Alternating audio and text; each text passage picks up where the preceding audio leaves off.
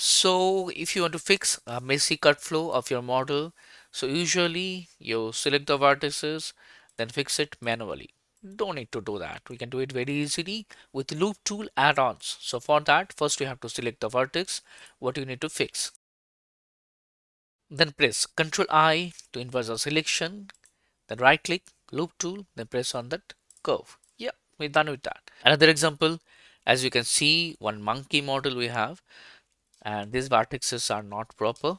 So first we have to select these vertices, then press Ctrl I, right click, loop tools, and hit on the curve button. Yep, done with that. So that add-on you can get from Edit, Preference, and we can search for loop tool and you can check it. If you want, you can search on the Google for this add-on. I will share the link also in the comment box. Hope you like it. See you in the next video.